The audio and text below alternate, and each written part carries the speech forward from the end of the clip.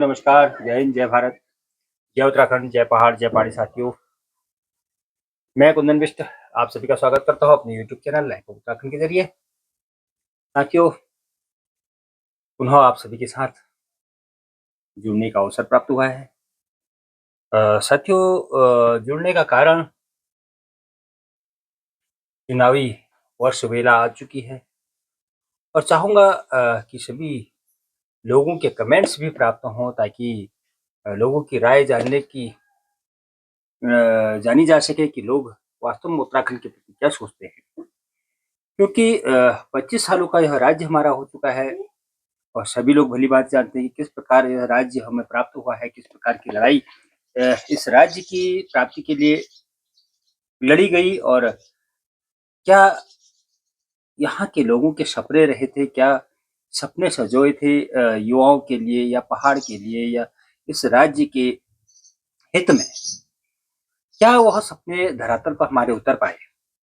एक बार हम फिर उसी मुहाने पर पहुंचने वाले हैं कि जहां से हम अपनी नई सरकारों को चुनने की ओर अग्रसर हैं, चाहे वह इस वर्ष के अंतिम माह तक चुनाव हो या वह 27 के प्रथम तक। लेकिन सवाल खड़े हैं, क्या हम फिर से हम उसी राह पर चलने वाले हैं? क्या हम फिर से पुनः राष्ट्रीय दलों के छलावे की ओर जाने वाले हैं या हम वास्तव में चाहते हैं कि परिवर्तन उत्तराखंड के अंदर हो? साथियों, यह बात इसलिए कहना चाह रहा हूं क्योंकि वर्तमान परिदृश्य में उत्तराखंड के युवा चेहरे जो उभर कर आए हैं, आशीष नेगी जी प्रांत के युवा प्रकोष्ठ अध्यक्ष और आशुतोष नेगी जी, साथ में हमारी महिला प्रकोष्ठ की अध्यक्षा मेजर संतोष भंडारी जी, इन लोगों के द्वारा या इन लोगों ने जो क्रांति एक फैलाई है, मैं साधुवाद देना चाहूंगा उन लोगों कि वास्तव में पहाड़ के हित की लड़ाई, पहाड़ के लिए जो लड़ाई आप लोग लड़ रहे हैं, युवाओं को या पहाड़ के लोगों को जगाने का काम आप लोग जो कर रहे हैं, आशीष नेगी पूरे प्रदेश के अंदर घूम घूम के आप लोगों को जगाने का कार्य कर रहे हैं। लेकिन मैं प्रदेश की जनता से जानना चाहूंगा, क्या वास्तव में आप लोग चाहते हैं कि प्रदेश एक नए राजनीतिक दौर से गुजरे? वास्तव में क्या पहाड़ के अंदर परिवर्तन आप लोग चाहते हैं? क्या चाहते हैं कि एक नई सरकार नए ऊर्जा के साथ यहाँ कार्य करे? किस प्रकार से आप सोचते हैं? क्या आप लोगों के दिमाग में यह बातें बैठी हैं कि हमें उत्तराखंड के खाली होते गांव हमें नजर आ रहे हैं? क्या हमें उत्तराखंड की स्वास्थ्य सुविधाएं नजर आ रही हैं? क्या हमें उत्तराखंड के पेयजल की बातें याद आ रही हैं? क्या हमें उत्तराखंड के अंदर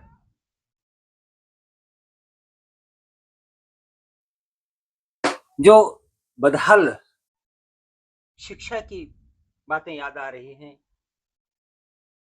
क्या हमें पूरे प्रदेश के अंदर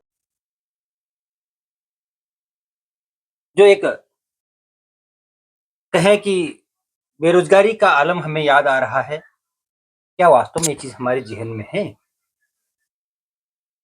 क्या हम इस स्थिति में हैं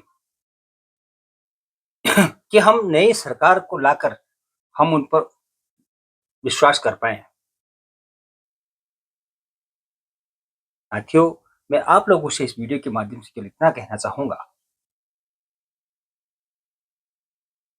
कि विषम भौगोलिक परिस्थितियों में जब जो लोग इस प्रदेश के लिए लड़ सकते हैं, झगड़ सकते हैं और राज्य बनाने तक यहाँ पर पहुंचा सकते हैं, तो वह लोग राज्य को चला भी सकते हैं, इस राज्य को संवार सकते हैं, क्योंकि उनके पास विजन है। वो देख रहे हैं कि वास्तव में आज हमारा उत्तराखंड किस गर्त की ओर जा रहा है। मैं आप लोगों से निवेदन करना चाहूँगा कि वास्तव में अगर हम लोग पहाड़ के हितैषी हैं, अगर हम पहाड़ के हित में कार्य करना चाहते हैं, हम अपने पहाड़ को फिर से खुशहाल देखना चाहते हैं, इस उत्तराखंड को जो अभी यौवन अवस्था में है, वास्तव में उसकी यौवन अवस्था में उसको लौटाना चाहते हैं, तो हमें इन सारे मुद्दों को लेकर इस चुनावी वर्ष में जाना होगा। जो युवा पूरे प्रदेश के अंदर लोगों को जगाने का काम कर रहे हैं, तो हमको उनको मजबूत करने का कार्य भी करना होगा। भरोसा केवल एक बार करके देखना होगा, क्योंकि वास्तव में जब ये कहा जाता था कि जब उत्तराखंड के लोग, कुछ लोग सड़कों पर उतरते थे कि आज दो, अभी दो, हमें उत्तराखंड राज्य दो, तो कुछ लोग उनका मजाक उड़ाया करते थे। उन्हीं लोगों की बदौलत मैं स्पष्ट कहना चाहूंगा, क्योंकि हम लोगों का तो तब जन्म भी नहीं हुआ था जब ये सोच रही होगी कि उत्तराखंड राज्य हमें चाहिए, तो उन लोगों को हमें एक बार अवसर देना चाहिए। यह हमारी नैतिक जिम्मेदारी भी होनी चाहिए। आज तक हम उत्तर प्रदेश अपने बड़े भाई के साथ आज तक परिसंपत्तियों का समझौता नहीं कर पाए।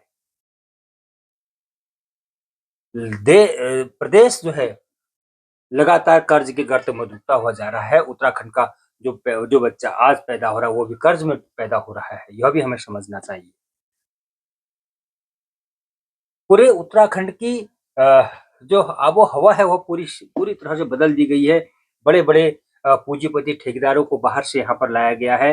क्या उत्तराखंड का युवा या उत्तराखंड का जो आम जनमानस है, क्या वह इसका हकदार नहीं है?